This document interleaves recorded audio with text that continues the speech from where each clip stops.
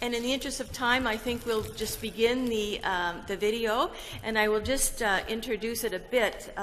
This is Arne Carlsen, as you see in your program, from the Institute of Lifelong Learning in Germany, who is not able to be with us today. But the work that we've done in the manual is very consistent with the work of UNESCO's report on the guidelines on recognition, validation, and accreditation of informal and non-formal learning.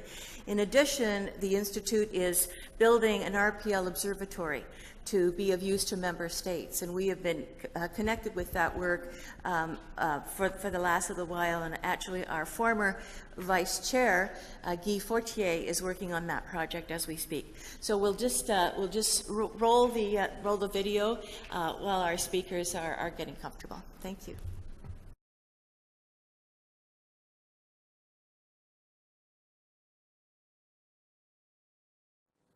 As director of UNESCO Institute for Lifelong Learning, it's a pleasure for me to be part of the Canadian Association of Prior Learning Assessment CAPLA conference on recognizing learning in people, partnerships, and quality practices, taking place in Toronto. I regret that it could not be possible for me to participate in this conference as I would have liked to.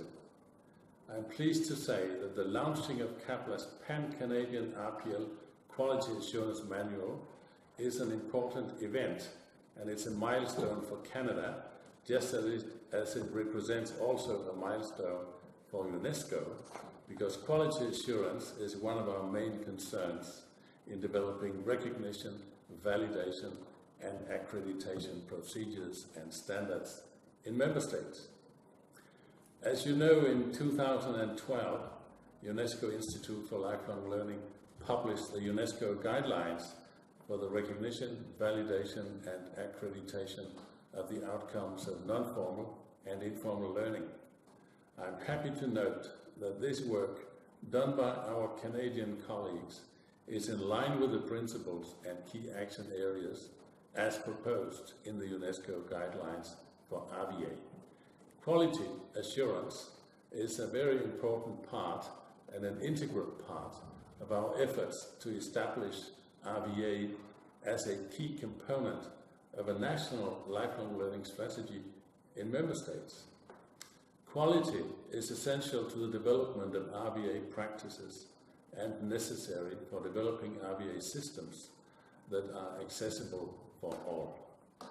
UNESCO has committed to make RVA integral to education and training systems, and therefore quality assurance, as presented by the Canadian Association for Prior Learning Assessment, will be an important tool in our future work.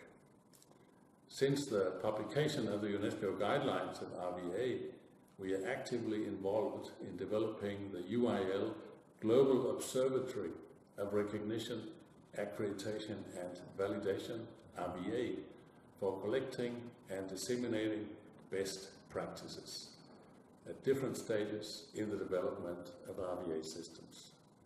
The Global RVA Observatory will provide, in the near future, easy access to information on RVA in the member states. It will bring together recent RVA developments by inviting policymakers, national experts, practitioners, and all those with a professional interest in RVA to share and exchange their country's specific models of RVA and their resources.